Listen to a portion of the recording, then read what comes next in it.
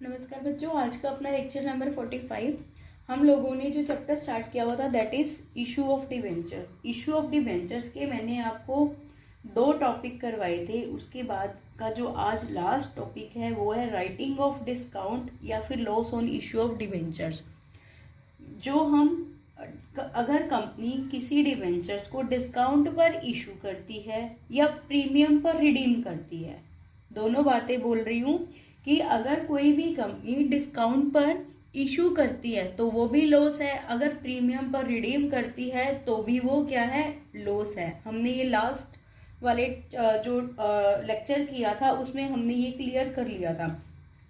उन दोनों लॉस को कैसे राइट ऑफ किया जाता है, जो फिर आज का इसको जो लॉस को हम राइट ऑफ करेंगे वो 2 तरह से कर सकते हैं। Discount on loss on issue of debentures can be written off in 2 veg.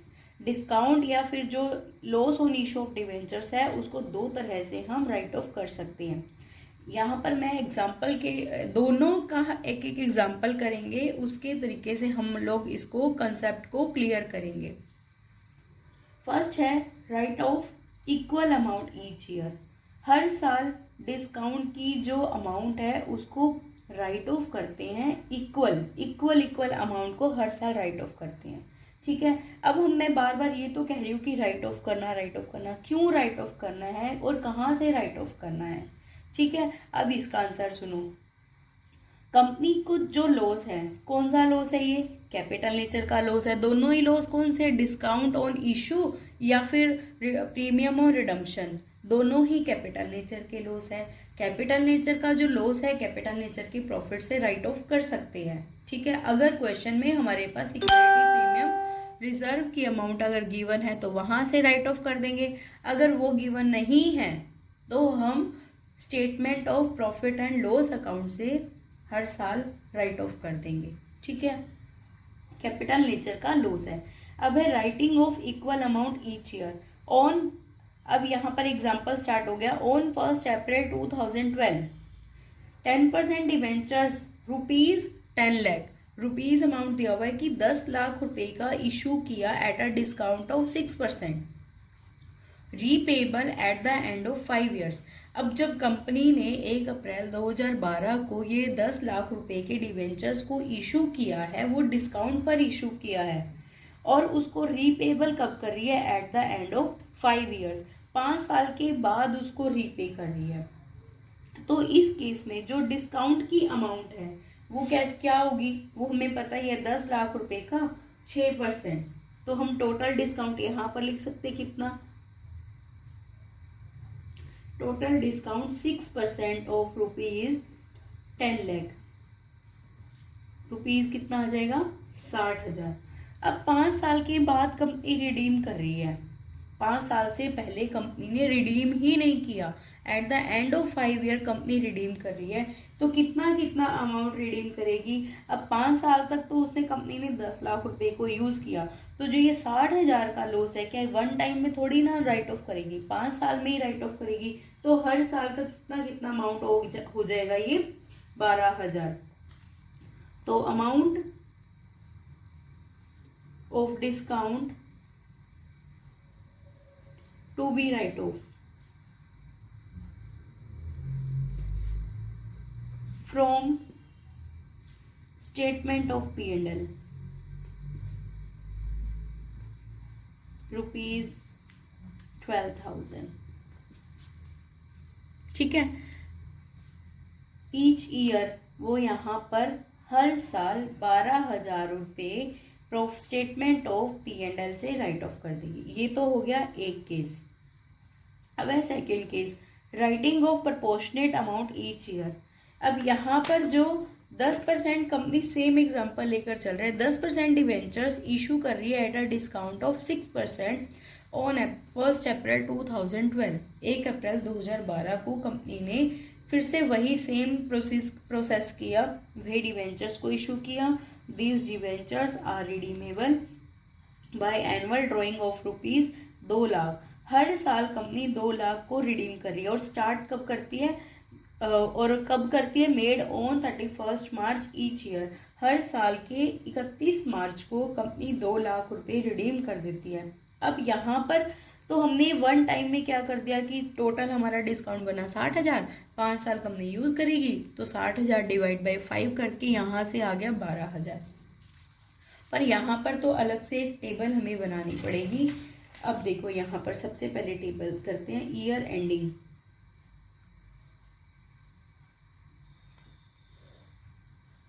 Year ending, अब कंपनी क्या कर रही है, हर साल के एंड में 31 मार्च को रिडीम कर रही है। अब कंपनी ने 1 अप्रैल 2012 को इशू किया तो एक साल पूरा कब हुआ, 31 मार्च 2013 हुआ। 31 मार्च 2013 को एक साल पूरा हुआ, तब वो कंपनी क्या करेगी, 2 लाख को रिडीम करेगी। मतलब 1 अप्रैल 2012 से लेकर 31 मार्च 2013 तक कंपनी पूरा 10 लाख रुपए को यूज करेगी। फिर 31 मार्च को जाके 2 लाख रुपए को रिडीम करेगी और 5 साल में जाके रिडीम करेगी। तो 5 साल कब हुए, एक बार हुआ 31 मार्च 2013, 31 मार्च 2013, ऐसे करते करते हमने 5 साल निकालने हैं। 31 मार्च 2013 फर्स्ट, फिर 31 मार्च 2014, क्योंकि फर्स्ट जब रिडम्पशन करेगी 31 मार्च 2013 को करेगी, फिर सेकंड रिडम्पशन कब करेगी, 31 मार्च 2014 को करेगी और 5 साल करेंगे तो 13, 14, 15, 16 और ये 17। 31 मार्च 2015, 31 मार्च 2016, 31 मार्च 2017। फर्स्ट रिडम्पशन उसने 31 मार्च 2013 को करा 2 लाख का। तो अब डिवेंचर्स आउटस्टैंडिंग लिखेंगे यहाँ पर कि कितने डिवेंचर्स रह गए।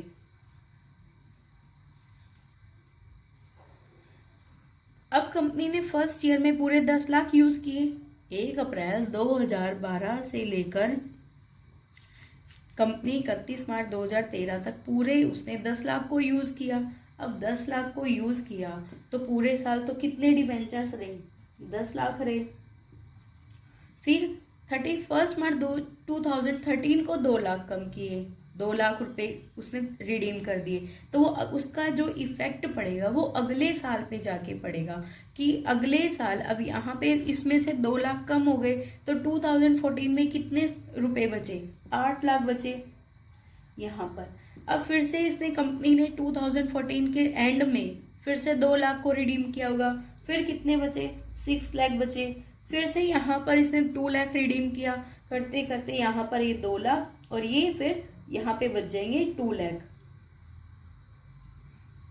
अब 31 मार्च 2017 को जो डिवेंचर आउटस्टैंडिंग रह जाएगा वो 2 लाख रह जाएगा। फिर वो लास्ट में मतलब इसने पूरा एक साल यहाँ 16 से लेकर 17 तक 2 लाख को पूरा यूज किया। अब यहाँ पर हमें रेशो निकालना होता है, इन्हीं का रेशो निकालना है, 2 लाख, 4 लाख, 6 लाख, 8 लाख और 10 लाख। इनका जब हम रेशो निकालें तो कितना आ जाएगा, 2 की टेबल से कट हो रहा है, 2 1 ज़ा 2, 2 2 ज़ा 4, 2 3 ज़ा 6, 2 4 एंड 2 5, ये 0 0 सारी आपस में क्या हो जाएंगी, कट हो जाएगी। ये रेशो गया। अब यहाँ पे टोटल रेशो कितना गया, 5 4 9 और 3 12 और 2 14 और 1 15, 15 यहाँ पर टोटल आ गया। फिर अमाउंट कितना राइट ऑफ करेंगे, प्रपोर्शनेट अमाउंट हमने बोला था स्टार्टिंग में ही, तो प्रपोर्शनेट ये हमने प्रपोर्शन निकाल ही लिया, रेशो निकाल ही लिया। अब इन रेशो में हम अमाउंट को जो डिस्काउंट की अमाउंट को है उसको राइट ऑफ करेंगे। Amount of discount to be written off each year, हर साल हम राइट ऑफ करेंगे कितना। अब टोटल अमाउंट हमारा डिस्काउंट का कितना बना था, टोटल डिस्काउंट हमारा कितना बना, यहाँ पर लिखते हैं इसको।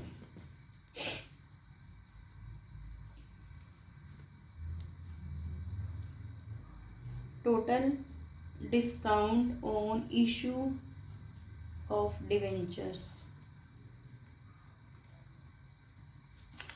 रुपीज 10 लाख है हमारे पास, उसका 6% 6 में तो आ जाएगा 60,000 रुपये। इतना हमने राइट ऑफ करना है, टोटल अमाउंट है, इसको हमने इस प्रपोर्शन में अब राइट ऑफ करना है।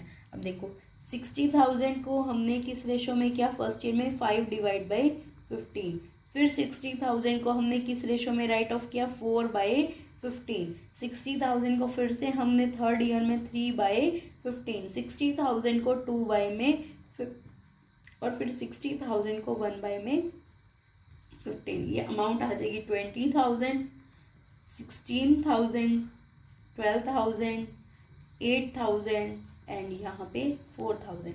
अब अगर हम यहाँ पर नोट करें तो फर्स्ट ईयर में डिस्काउंट की अमाउंट को ज़्यादा राइट ऑफ करें, क्योंकि जब ज़्यादा पैसा यूज़ किया है कंपनी ने तो ज़्यादा अमाउंट को राइट ऑफ करेगा। सेकेंड ईयर में फिर थोड़ा कम कर रहा है, 16,000, फिर 12, फिर 8 और ये 4, ये टोटल अगर हम देखें तो हमारे पास ये कितना आ जाएगा, 60,000 टोटल अमाउंट राइट ऑफ हो जाएगा। इस तरह से हमने करना है।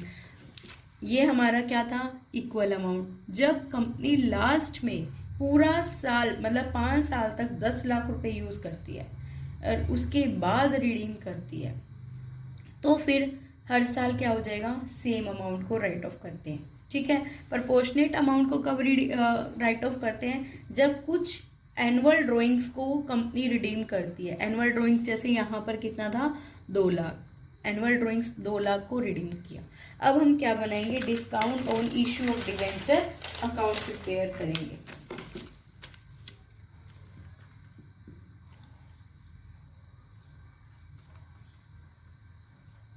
Discount on issue of debenture account.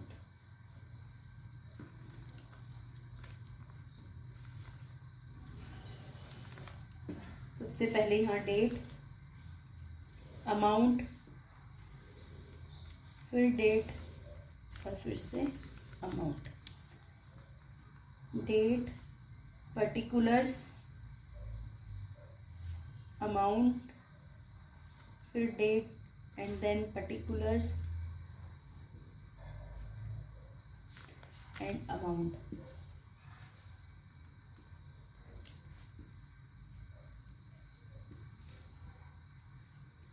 First issue कब किया था कंपनी ने, अगर हम जर्नल एंट्री पास करें इशू के टाइम की, यहाँ पर देखो मैं करके दिखाती हूँ आपको। जब कंपनी अगर इस इशू करती है डिवेंचर्स को तो सबसे पहले क्या किया होगा कंपनी ने, 2012 को 1 अप्रैल को bank account debit to debenture application and allotment account, यही 10 लाख रुपए में इशू किया था और 6% डिस्काउंट था। डिस्काउंट को यहाँ माइनस करके ही दिखाएंगे, ये मैंने आपको पहले भी ये बात बताई थी। ये आ जाएगा 9,40,000। फिर अगर सेकेंड एंट्री हम देखें, debenture application and allotment account debit, discount on issue of debenture account debit to कितने परसेंट डिवेंचर्स थे हमारे, 10% डिवेंचर्स थे, तो यहाँ पर हम 10% लिख देंगे। 10% डिवेंचर्स अकाउंट, यहाँ 9,40,000, यहाँ पर 60,000 जो हमारा डिस्काउंट था और यहाँ पर हमारा आ जाएगा ये 10 लाख। क्लियर। अब हमने ये जर्नल एंट्री हमने जब पास की, हम अकाउंट कौन सा बना रहे हैं, discount on issue of debenture account. अब ये क्या हो रहा है, यहाँ पर डेबिट हो रहा है, डेबिट साइड पर किस नाम से जाएंगे, क्रेडिट वाले नाम से जाएंगे। तो यहाँ पर हमारा जो 1 अप्रैल 2012 क्या लिखेंगे, टू 10% डिवेंचर्स अकाउंट। कितना अमाउंट था हमारे पास, अमाउंट तो कौन सी जाएगी, डिस्काउंट वाली ही अमाउंट जाएगी, पर नाम किसका चलता है, क्रेडिट वाले का चलता है। तो अमाउंट कितनी थी इसकी, ये थी अमाउंट इसकी 60,000। फर्स्ट टाइम जब हमने यहाँ पर रिडीम किया तो हमने 31 मार्च 2013 को हमने यहाँ पर रिडीम किया। कितना अमाउंट रिडीम किया, टेबल के अकॉर्डिंग हमने यहाँ पर रिडीम कर दिया 20,000। तो हम यहाँ लिखेंगे bye statement of P&L account 20,000। फिर 31 मार्च को यहाँ पर क्या रह जाएगा, बैलेंस रह जाएगा बाय बैलेंस CD कितना 40,000। ये हमारा टोटल आ जाएगा यहाँ से 60,000।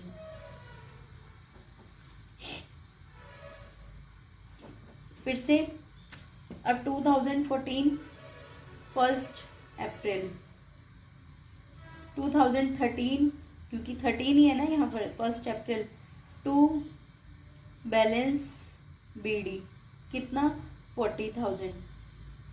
अब यहाँ पर कितना आ जाए एट द एंड कब हो जाएगा 2014 31 March by statement of P&L account कितना राइट ऑफ करेंगे अब हम 16,000। 31 मार्च को फिर से हम क्या निकाल देंगे बाय बैलेंस CD कितना अमाउंट आ जाएगा ये 24,000। टोटल कर दिया 40,000। अब 1 अप्रैल 1 अप्रैल 2014 का 1 April to balance BD 24,000 at the end of the year कब हुआ 2015 31 March by statement of profit and loss account यहाँ पे आ जाएगा 12,000। अगर हमारा फर्स्ट केस होता पर इक्वल अमाउंट होता तो यहाँ पर इक्वल अमाउंट आ जाती, सिंपल सा है वो तो, ठीक है। फिर यहाँ पर 31 मार्च बाय बैलेंस CD ये आ जाएगा यहाँ पे 12,000 और ये फिर से अकाउंट क्लोज हो जाएगा। 1 अप्रैल 2015 का हम क्या कर देंगे टू बैलेंस BD कितना 12,000।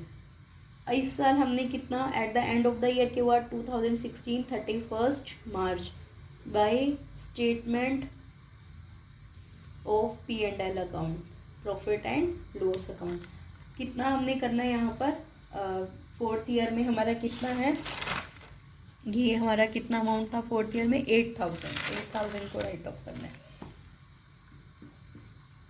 फिर से 31 मार्च को बाय बैलेंस निकाल देंगे बाय बैलेंस CD 4,000 ये टोटल हो जाएगा 12,000।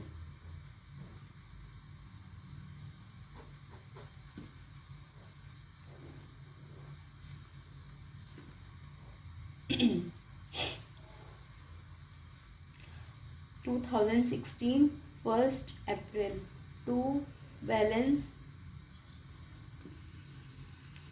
BD कितना हो जाएगा ये 4,000 और 31 eight the end of the year 1 अप्रैल 2016 है तो एक साल का पूरा हुआ 31 मार्च 2017 में ना कितना राइट ऑफ करना है bye statement of P&L account यहाँ पर लिख लेना statement of profit and loss account कितना 4,000 ही राइट ऑफ करना था। हो गया हमारा यहाँ पे इसका क्या कर देंगे अब इसको हम क्लोज कर देंगे, अकाउंट हमारा क्लोज हो जाएगा। ये हमारी थी journal entry.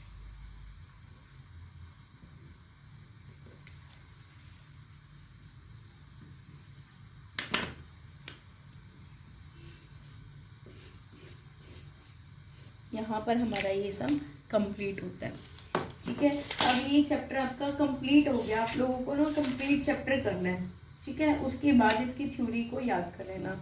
Okay, thank you बच्चों।